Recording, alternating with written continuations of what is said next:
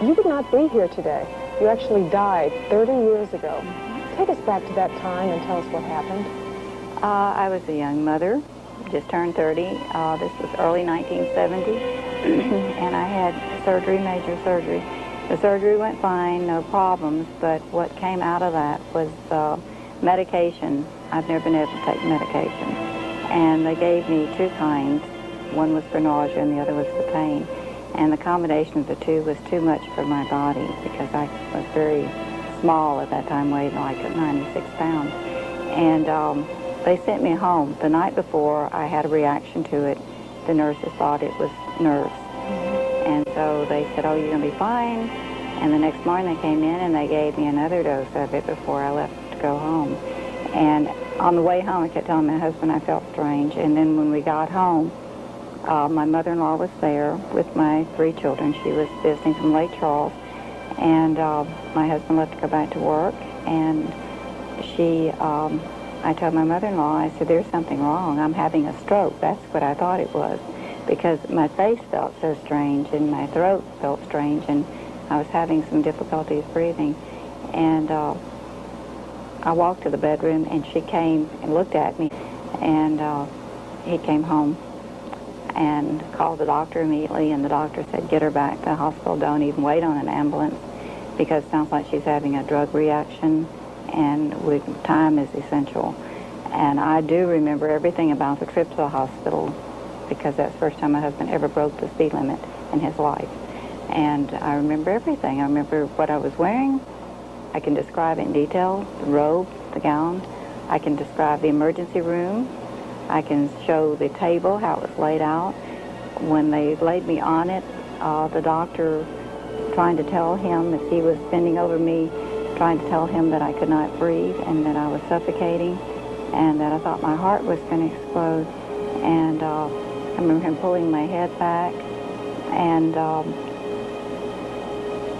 the next thing I remember was looking down, and I was up toward the ceiling, and I was looking down. Looking down, which means you were then out of your body. I was out of my body at that time, and I was watching him working on me. I heard what he said, everything. The words he used, I could quote them verbatim. What did he say? He was cursing because he said things like, oh, well, I'm not going to repeat the words, but they were curse words because he was hitting me in the chest. And I remember thinking, gosh, that looks just like me. And then it just hit me. It was me. It was me. And he was screaming at the nurses, and then I thought, this is neat. You know, all these thoughts, I often ask Christ, why did you let me have these funny thoughts? And he said, so that I would know, and I'm sure I understand what he meant. But I could look across into all of the other emergency rooms, and I could see everywhere. I could see everything that was going on, and I could hear what was being said. Did he pronounce you dead? He pronounced me dead because my heart stopped totally. And the code thing, they were screaming for code or something. I'm sure it was like they have a code when something like that happens. And I remember people were running from every direction toward that room. And when he said that, that's when I was yanked and pulled through a tunnel, a dark tunnel. And there were glittery lights around going with me. And I remember only one moment of something like feeling like it was pulling at my foot. And I remember thinking I had to get away from it. And what was that? I'm sure it was Satan. He torments you, you know, at your time of death. I don't think people understand that, but he does. He's always there. He never gives up, even at that very last moment. And when you said you had been pulled up, was it like a vacuum? Like something, just something pulling me. It was like, like a vacuum, I guess you'd say. I just knew that there was something holding my hand, but I couldn't see it because it was so dark. But whatever it was comforting. So you weren't scared? And I wasn't scared. And I remember looking up at the light, and it was so tiny. It was just a pinhole of light. I remember thinking, I've got to go to that light. There's safety in that light. Why I knew that, I don't know. What was in the tunnel? What did that look like? The tunnel was just darkness with these little sparkly lights, and I was told later that those were some other souls in transit and lots of angels, because the angels travel very fast and they just leave streaks of light. As I got close to the light, it got brighter, and the closer I got, the bigger it got, and the closer and closer. And I just knew that that was going to be the most marvelous, safe place. And as I went into the light, it was like an opening. The light was Christ. How did you know it was Christ and not God? I just knew Jesus. It was Jesus. And what did that feel like? You were there before Jesus Christ. Describe what that felt like. it was fear that, because I began to realize it was very obvious. I realized that something had happened in that emergency room, because I wouldn't be up there if I hadn't been. And I do remember, this is always very emotional for me, and I need to have a Kleenex. He put his arms around me. And I've never in my life known such love as that. I thought having children, because I had 3 small children, that I knew what love was, because being a mother, you know, you love unconditionally. Well, his love is like that, only it's even more consuming. He goes all the way through you to the very essence of your soul. And he told me he loved me. And he said, I'm going to show you things. And everything I show you, you're going to remember, because it will be burned into your memory. And he said, I want you to watch. And as every time he moved his hands, I saw my life. It was like a fast movie camera picture of my life from the time I was a very tiny child all the way up to that time. He showed me everything good I'd ever done and everything bad. Every time I did something that hurt him, I knew the pain I caused him. You felt that pain? Oh, yes, I felt the pain. And every time I did something good, I felt his joy and his happiness for what I'd done. I was shown my first 2 guardian angels that I had known about from the time I was a tiny child, that he revealed to me when I was a child that I needed help, and he sent, that was my first 2 angels. He asked me if I was happy with my life, and I said no, because after seeing some of the things I had done that were not right, and I knew I had hurt him, it didn't set right with me at all. And then he said he was going to show me some other things, and he says, you're going to remember this. And I was shown purgatory, and I was shown hell. And a lot of people think that there is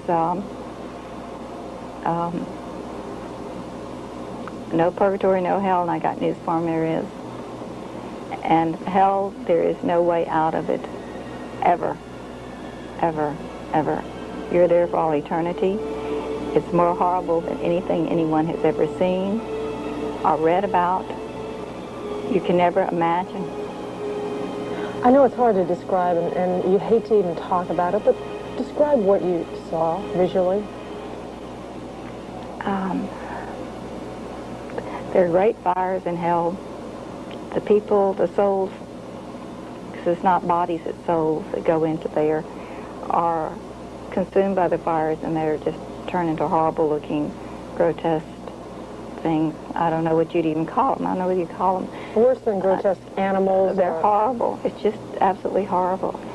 And are they screeching or screaming? Oh yes, they're still screaming at God, and they're still cursing Him. They will never learn that that is their like penance for all eternity. Mm-hmm. They will always curse Him, and they will never get out of there. Did you see why people were there? Were you told why these people were there? Because they couldn't love Christ. They didn't want Him. He gives you every opportunity in your lifetime to love Him and to know Him. Mm-hmm. Over and over and over, He comes to us. Every day He comes to us. And people are either stupid or they think they have all the time in the world, but you may not have all the time in the world. You could be hit, walk out the door and get hit by a big truck and die right then and there. but he's very, very merciful. And he gives you, even at the instant of your death, at the moment of your soul detaching from your body, he will appear to you, and he will let you, he ask you, do you love me? And are you sorry? Mm-hmm. And those are the two words, that's the two little quick sentences I guess I'll always remember. Because, remember he asked me, was I happy? Was I sorry? And if you show your sorrow and you show your love for him, he'll put you into purgatory, maybe the lowest area, but you're not going to hell. You'll eventually make it from purgatory up into heaven. So you simply go to hell. Is it that, or is it a combination possibly of that and the absolute denial of God in someone's heart? The denial. The denial of God is worse than even the murder. So if a murderer... The denial of him. You have a sense that that person might go to... You think about people that are murderers and you think, well, I hope they go to hell. Well, I don't want anyone to go to hell. Right. After seeing it, I don't want anyone to go to hell. I don't care how bad you've been in this life, I don't want you to go to hell. And I know that sounds, people say, well, how could you say that? If you had a child that was murdered, you wouldn't feel that way. No, I'm sorry, I would still feel that way because I've seen hell. I know what it is, and I know the denial that you will have there. Is it a state of being, a state within us, or is it a physical place? It's a physical place. That's the way it was shown to me. It was a physical place. And the reason why, this is hard, always hard for me to talk about.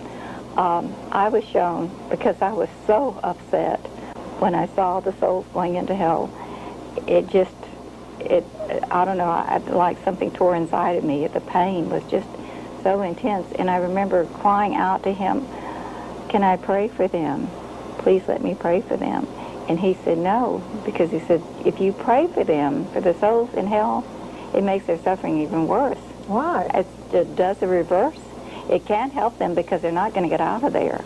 And it just makes their suffering, it makes them hate God even more, because this is what they have chosen. You see, that's their free will. They chose that. They really did. They chose it. And I can remember saying, well, what can I do? And he says, I want you to watch. And that's, I still, every time I give a talk on this, I ask the same question. I wonder if the man even knew he was really dead. I've thought about that over and over because it has bothered me, because all these years, for 30 years, I've seen this man's face and I've seen his soul, and it has just lived with me. A man, Christ said he was going to show me something, and he did. He said, I want you to show, and you will see how the opportunities you're given for my love and how you can reject it. And he showed me a man, and it was like he was going backwards in the guy's life, showing me all the times this man had been offered the opportunity to come to Christ, and how horrible he was. He was always cursing God and cursing Christ, and anybody that tried to get into church, he just was horrible, just absolutely horrible. And he just wasn't a very nice person, period. And he was killed instantly in an accident, in a car accident. And I saw his body raising up, the soul raising up from the body. And he was like the soul was looking around like it was kind of amazed that this was happening. And Christ appeared. He says, now watch. And he was just there. And it's like he asked the guy if he was sorry, and did he love him? And was he sorry for his sins? And the man immediately started cursing Christ again and said, I reject everything. Just let me go to hell. And that's where he went. And all these years, I've thought about this man, and I've thought about what I was shown, and I've wondered over and over, did he even really know that he was dead, or did he think it was just a game? He went to hell, and I watched as his soul descended into hell, and for just one brief second, just so brief that if you didn't know it happened, you wouldn't have realized it. He was given just a very brief vision of what heaven was, and he knew that's what makes their time there so much worse, is they will always know for all eternity what they've missed. And that has lived with me for 30 years. Did you see any young people in hell? Children? No. Christ is not going to condemn children to hell. He knows the innocence of them, and he knows that children are used by adults, and that he's not going to do that to them. He How loves about anybody them too you knew? You knew at one time. Did you see anybody you recognized? No, thank goodness I didn't. I don't think I could have stood that. Yeah.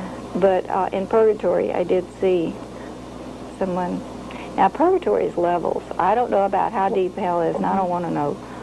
But I just know that it's the most horrible, the smell, because he let me get a glimpse and a smell of what hell smelled like, and I'll never forget that either. And did you see the devil? Oh, yeah. And What did he look many like? times since. He looks like he looks like something that had acid poured on. I mean, he's really horrible looking. His features change. He looks, well, he's just demonic. I don't know how to say it. His eyes, everything about Did his him. look ever change? Did he have many looks, many evil looks to him? He can. Did you hear him speaking? Did he say anything? Oh, I've heard his voice more than once, oh, yes. What was he saying down there? He was still cursing God. And there's anybody that thinks, I hear people say, oh, I just want to go to hell, you know, or you go to hell or something. And I'm thinking to myself, don't ever say that in my presence, and don't ever even think it about yourself, because you don't know what hell is. No concept. They have no concept of what it is. And when I was shown purgatory, at least you're going to get out of there. It may take you 100 years, may take you 200 years, may take you 10 days, may even take you 1 day. There's no time thing in heaven. You have no conception of time. There's no clocks that I could see. And I thought, well, that'd be kind of neat, you know, not have to worry about time. But everything that happens between the heavenly realm and here is in an instant, just like the blink of an eye. And purgatory is levels. How many levels?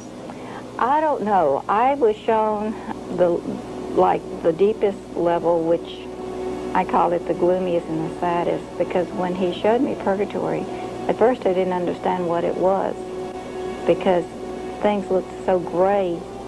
The souls looked so gray, and I understood those were souls, and I'll tell you why later. But I remember thinking they looked so sad, because it was like just you could hear sometimes crying out and some crying, but most of it was you could hear them praying.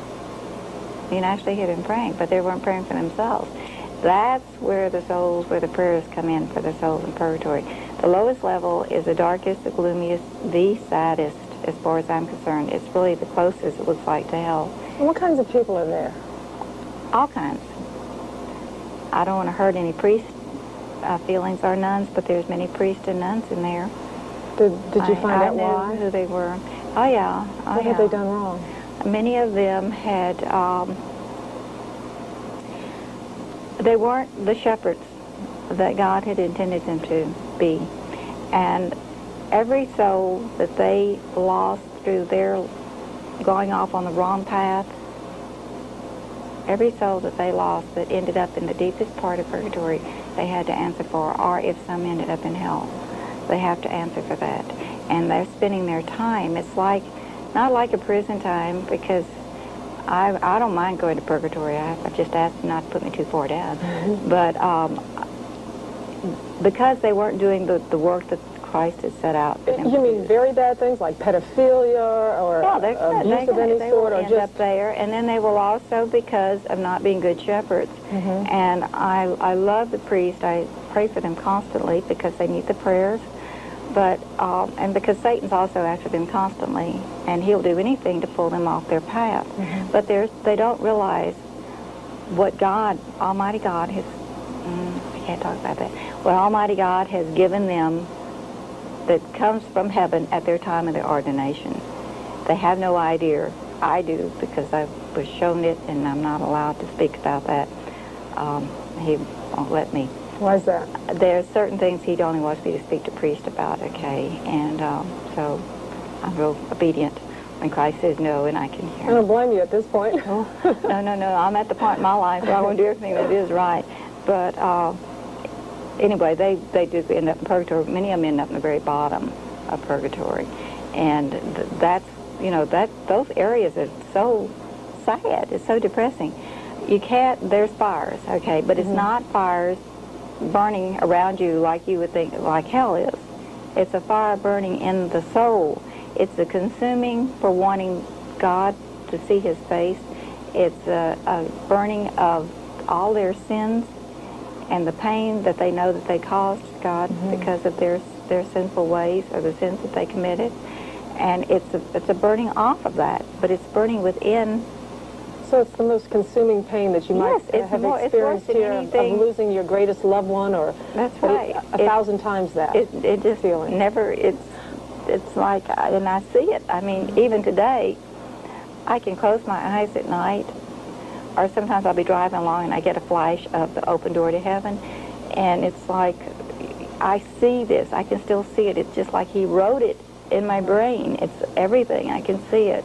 When I'm talking to you, I'm seeing the souls. And you also saw someone there, though, that you had known as a young child. So there are lay people there that you've seen. My great uncle. Oh, there's a lot of lay people. Like I said, I'll be there one day. I just hope somebody can pray down here and get me up, get me the rest of the way up. My great uncle had committed suicide, and I was like 4 or 5 years old when he shot himself, and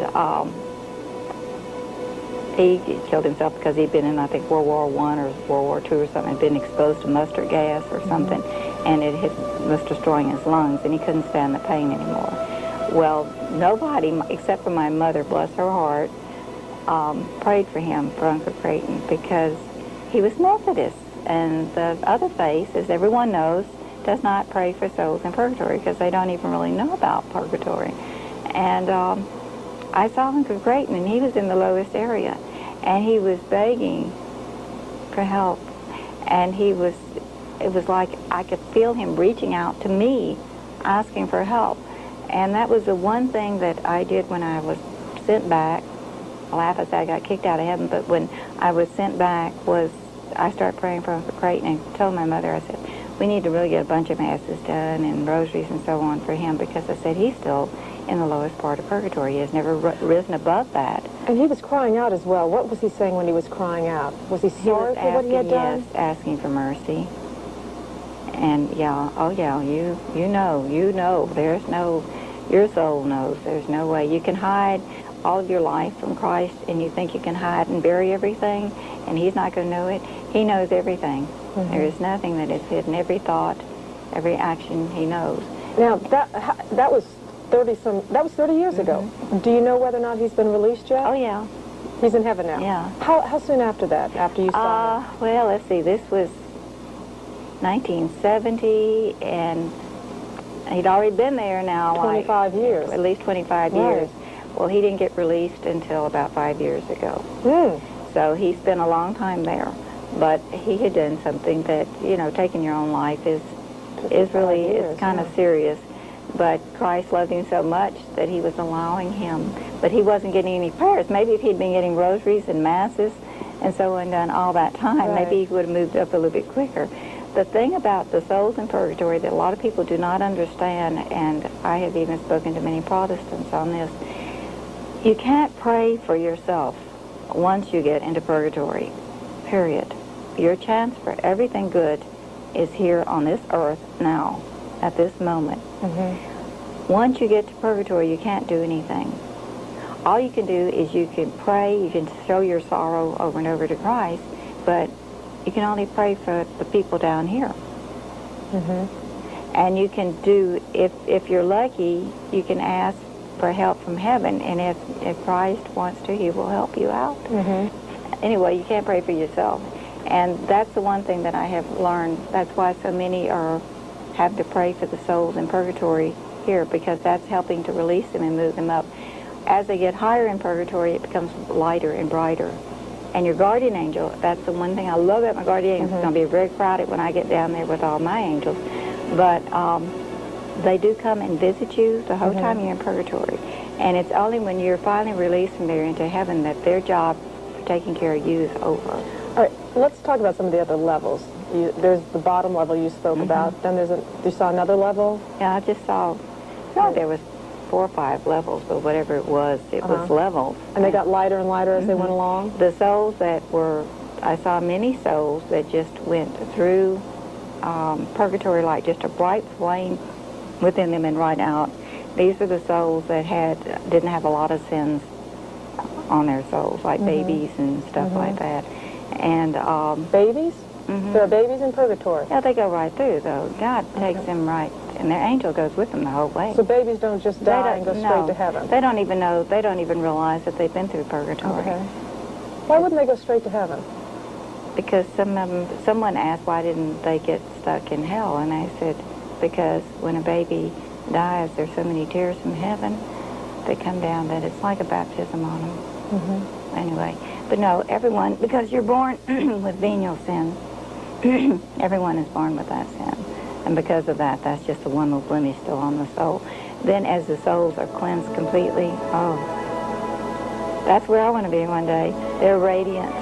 They're just radiant. Well, how long does it take the average soul to be released into heaven? How long does that usually take?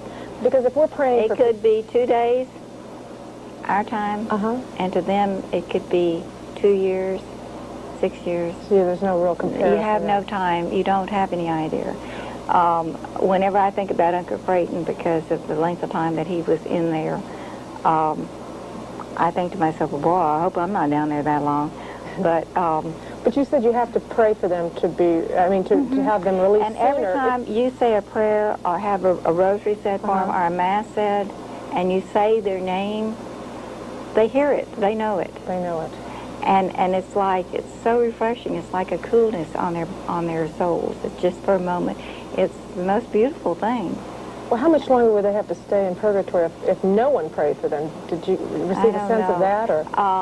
Christ, because I was really distressed about that, and I remember asking him, and he did laugh because he does have a sense of humor, and he reminded me about the masses. And all of a sudden, it was like I understood what he meant. Every day, all over the world, several times a day and night, masses are being said all over the world. I have no idea of how many masses are being said. And in the mass, the priest will always pray for the souls in purgatory. So those who never have anyone to pray for them are getting the benefit of these masses. And so some of them, it's just like, it might be just real brief, you're just in and out. But I can't tell you about time because I had no conception of time. But if I'm praying for somebody who's passed away, when do I know to stop praying for that person? Don't worry about it. Just keep on praying for them and doing the masses and so on, because what Christ will do is, if they're released, the person that has no one at all that ever prays for them, he'll give that to them, so it helps them out. Oh, okay. So it's never wasted. It's just like a rosary is never left unsaid and finished. If a person starts a rosary and doesn't finish it, it's never left unfinished. The angels continue the rosary and finish it. And a lot of people don't know that, but I do. But anyway. And the souls can hear us praying for them. Oh, yeah. Can they pray for us? Is there any benefit there? Can they do that? They pray for us. I get a lot of help from the Holy Souls. I have to, because I do so much work, but I'm promoting prayer for them because I know what purgatory is and what it's like. And so you want to make sure that they, and I always say, guys, if you got any extra help up there, I need it here, and they help me out, the souls do. Who goes straight to heaven? There are a few. I saw a few. I don't think I could figure out if maybe there were some nuns. I remember seeing, and I knew.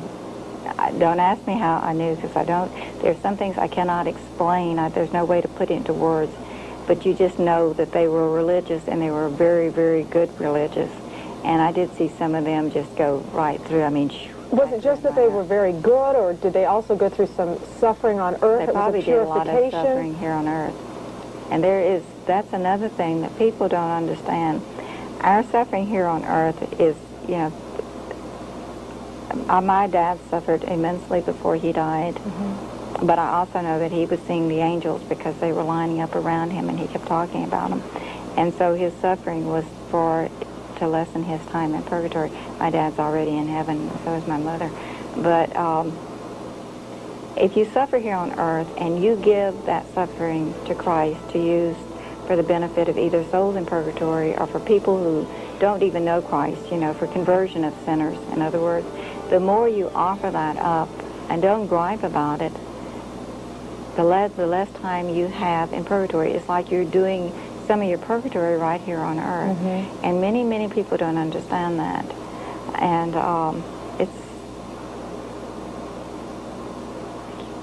it's wonderful. Are any of the people who are suffering from, let's say, cancer or some of these horrible, debilitating diseases that have put them in so much tremendous pain that they feel like they can't take it anymore, do any of those people who take that suffering as their cross go straight to heaven? A few do. A few? Yes. Yes. But has it But you have coincide to with a holy remember- life as well? Okay. What heaven is so beautiful. So beautiful. You would never, in a million years, could I ever describe the beauty of heaven. It is so clean. Everything up there is just beautiful. It's like 3D. I don't know how else to explain it. I keep asking him to help me every now and then. I'll have an angel that'll help me out a little bit. But it's so beautiful. It's bright? Bright. And music, just music. Oh, gosh, I've been looking for the music for years. It's Voices singing, or? Billions and billions, not millions, but billions and billions upon voices being raised in praise of God. What are they singing? Any words that are audible to you? I didn't hear the words. I just heard the voices. Choruses. And I saw many souls there on the level that I was on. I saw huge angels, and what do they look like? They look like angels. They have the great big wings, and I never could figure out what the clothing was. It was gauzy, beautiful, pastelish looking, beautiful stuff. I never could figure out what it was, but the angels that I saw kneeling like in the front of the throne of Almighty God were at least 3 stories high, the biggest angels I've ever seen. In fact, later when I was sent back, I told Christ one night, I said, listen, if you send any of those angels to my house, there's no way they're going to fit in here. And I've always thought about that, and he has sent some that's been pretty tall, that has been as high as my ceiling, but I'm always kind of worried about that. Think about Jack and the Beanstalk, you know, with this huge angel. But they were very powerful looking angels, very strong. And I want to describe heaven, and I've asked Christ to help me out, and he says try to do it in my words, and it's so hard. I tell him I don't know how to do it in my words because it's so beautiful. It's the perfumes that you smell there are just fantastic. It's just like the flowers they're singing. I don't know how to say it, but everything looks like they're just singing. Everything's moving and swaying. It's just... What are they doing there? What are the souls doing? Floating around. That's the only way I can describe it. I never saw feet because, you see, I'm seeing souls. This and what is do they just look the like? casing. I can't describe the souls. Are they transparent like we would consider spirits to be? Or? Some of them are like that, and some are more, you can see a form. A face? Like, limbs? like you see, yes, you can see that. I just never could see the feet, but maybe it's because I wasn't looking for it. And they move. They just, like 1 minute they're here, and the next minute they're over here. And I saw my grandmother, who had died way before I was born. I never met her. I don't think I'd even seen a picture of her. And I was conversing with Christ when all of a sudden she was just there. I floated down. She was just there. And she told me something she wanted me to tell my mother. And she pulled out of the sleeve of her garment this gorgeous rosary. It was just beautiful. And she says, remember the rosary. And I've never forgotten that because my oldest daughter was named after her great-grandmother. And my daughter's name is Melanie Marie, so Marie, I love the name of Marie. And my grandmother's name, that was her name. And it was like, remember the rosary. So I knew that I was going to have to do that rosary a little bit more than what I was doing it. This hit and miss stuff. But how often were you doing it at the time? If I was doing it once a week, I was doing good. Okay. I was not doing all the things I should have been doing back then, but I'll tell you what, I've certainly changed. What do you do now? How many rosaries? Oh, I do at least three a day.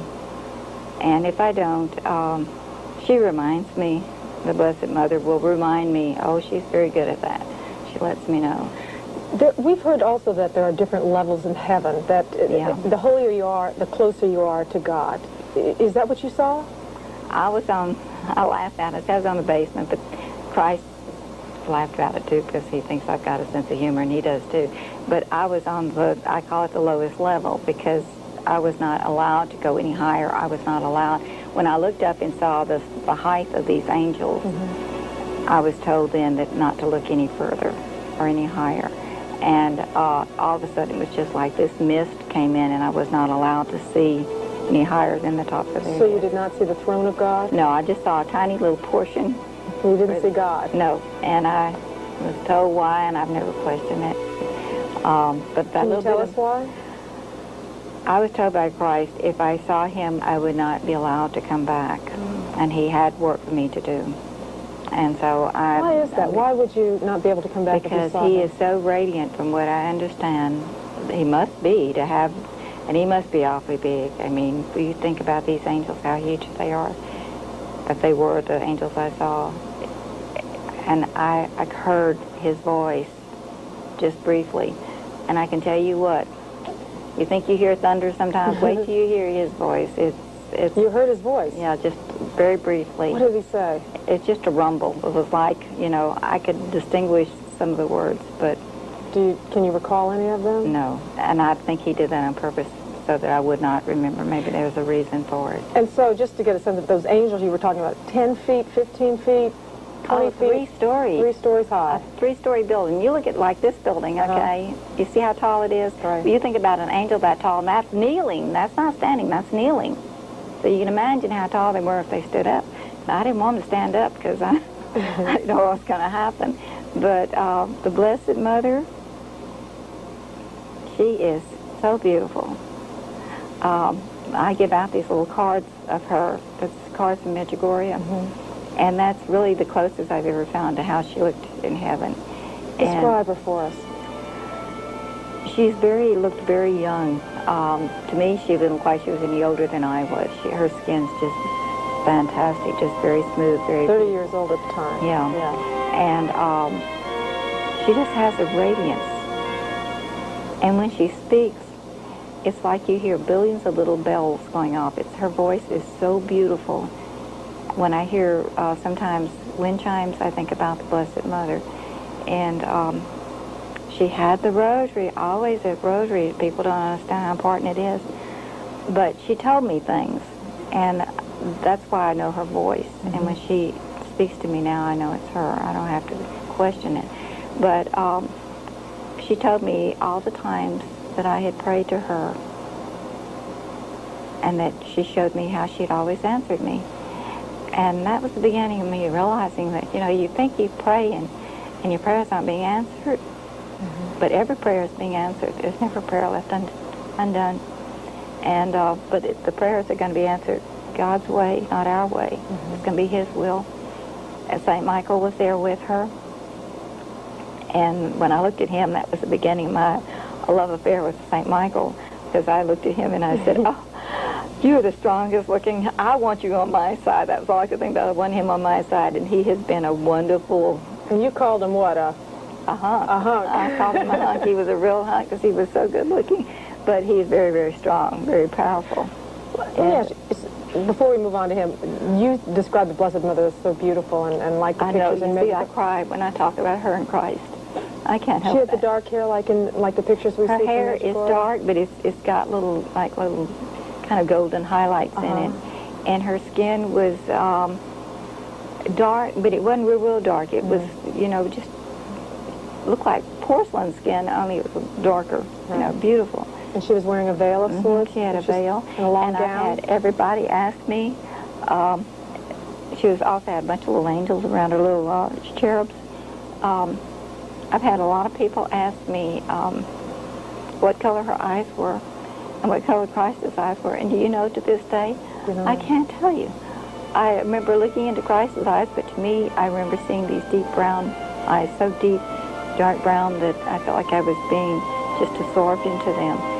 I wished I'd brought the picture that I have of Christ that looks so much like he did there in heaven. His hair was parted in the center, and it was kind of brownish, wavish type hair, and he had the beard. And I guess what I remember always is his eyes. His eyes is Penetrating. Like they could see into your soul, which Oh, they he was could. doing a good job reading my soul. A glow around him? Oh, he was just beautiful. He was in something that was the white, looked like a white, white thing. And I'm going to talk about his wounds and so on in just a moment. But once you hear his voice, you never forget it. You never forget it. And he's got a beautiful voice. And when he speaks, it's like you hear little angels also just to singing away when his voice is just, gosh, Jesus, help me describe. He's just beautiful. That's all I can say. I can't say any more. When I look at him on the cross, I have a picture that I carry around with me of how he looked on the cross. I remember asking him if the beating he endured was very bad, and he gave me just like a flash of the crucifix with him on it, and it was horrible. He was just bloody and so beaten. And then he told me about his beating and how bad it was, and that when they used the cards, things that they hit him with, that on the ends of them were stones and shells and bones that were sharpened and curved. The flagrum. And they hooked in his skin, and when they would pull it, it would tear the skin. And he said it not only tore his skin, but it tore tendons and even tore muscles. And he said the pain was excruciating. And I had looked for, 25, 26 years, I guess, close to 30 years, for a picture that looked like my Jesus. And on the cross, and everywhere I go, no matter what country I went to, no matter where I was, I always looked for a crucifix that showed how he really looked, how he was beaten, not how he looked on most of them all cleaned up. And I couldn't find any anywhere. And one night at adoration, I was praying, and I have adoration alone. Mine's 12 midnight to 1 a.m., sometimes 12 midnight to 2 a.m., and sometimes 12 midnight to 3 a.m. If no one shows up after me, I stay. And I was asking him, I said, why can't I find something that shows how you were really beaten so that people will understand the suffering you endured for us and what we're doing to you now, because we're, destroying our world with the abortions and everything. And I said, why can't I find a picture? Why can't I find it? And the next morning at Mass, a gentleman after Mass came up to me and handed me a picture. And I just started crying. It was my Jesus. That's all I could say. That was how he looked. And it was a miracle picture. So you saw him in heaven with the wounds? Yes. Oh, yes. Why does he still have the wounds? They're just there. They're a reminder. The souls that are in heaven. Even though there are different levels, that's exactly what I want to know. Even though some people are possibly closer to God, there's no competition about that, is there? I mean, everybody is equally happy. Yeah. And the happiness in heaven, I had someone ask me this one time, and I thought how strange that they should ask, because I asked Christ the same thing. I remember asking him about if, say, a family member ended up in hell, how could I be happy in heaven knowing they were in hell? And he says, oh, you will never remember them, because I will wipe them from your memory. He said, nothing that is here in heaven is going to spoil the happiness and the love and the joy of heaven. And it's like no tears are shed there. It's just joy. It's just joy, and it's such love. You can feel it flowing. It's like an actual love that you can feel, that's just like picking you up and moving you around. I don't know how else to explain it. And when you died, you were a mother. You were not working at the time? No. Okay, so it's 1970. You're a 30-year-old mom. You have 3 children. You die on an operating table. And then God shows you things that are going to happen in the future. A couple of things that have been, one thing that has been happening, but you really didn't know much about, and then things we had never heard of. Let's talk about those. Abortion is the first one. Okay, he showed me, he said, now you're going to remember these things. And he showed me the abortions first. You have to realize this was January 1970. No one had even heard of abortions. And because Roe v. Wade was not legalized till, was not the deciding factor till, what, 3 years later? Yeah. And he showed me all the babies, billions, not millions, but billions of babies that were going to be destroyed. And he showed me that it was going to go up to the time of their birth, which partial birth. And I remember I couldn't understand it. Okay, there are some things that I can understand, and that was one thing I couldn't understand because I love children so much, and to think a mother would want to destroy her baby. You saw the actual physical abortions? No, he just showed me the babies, but he explained. I knew what it was, and in their bits and pieces afterwards. And I remember turning back to him, and I was crying, and he was crying, and he said, "You see, now you see what mankind thinks of my gift of life." And that was the first time when I touched his tears. It was also the beginning of me realizing that my body was not there, it was just my soul. And he said, "Now watch more." And it was like, again, like this movie camera type thing. He showed me the euthanasia. What did you see? Because I'm sure you didn't know what you were looking at first. I saw people being put down like animals, given medication that stopped their hearts. Old people, young people, who were they? All ages. And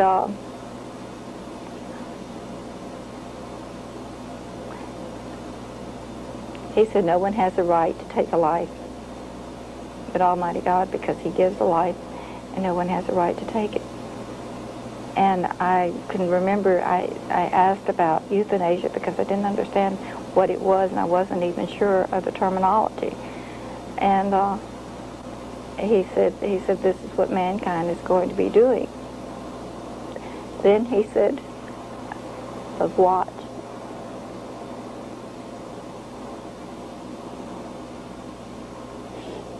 He said that it wasn't the word cloning. I don't know what he used. But he said man was going to try to make life, and that they were going to start fooling around with the genes and the cells and try to make life. And then I saw these jars, like jars, and I could still see these look like babies in it, hooked up to something, some kind of a machine that was like an artificial womb type thing. And when their little eyes opened,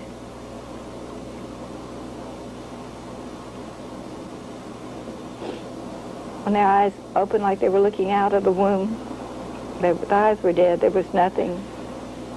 And is that because they had not been anointed by God? They had not received a soul? Because a lot of people argue that if there is a life that is made, then God has allowed it to happen, and so that there has to be a soul. But you see, this is what's happening with mankind. We think we're becoming smarter than God, and many men think that they are God. And when they do that, you're traipsing and stepping on his territory, and he's not going to allow that. And right now, they're out there selling baby parts from aborted babies. There's a big market in that. And it's like the stuff that's going on, all the things that were shown to me has come to pass. And I know that they're working on this cloning thing, and I just know it. And I don't know how to stop it. You know, all I can do is talk about it and hope that people become wise enough, because when I'm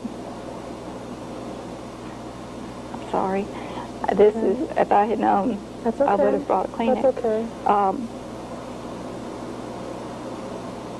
Almighty God is the only one that can give life. Some lives are very short. Some babies are born stillborn, and he has a reason for that.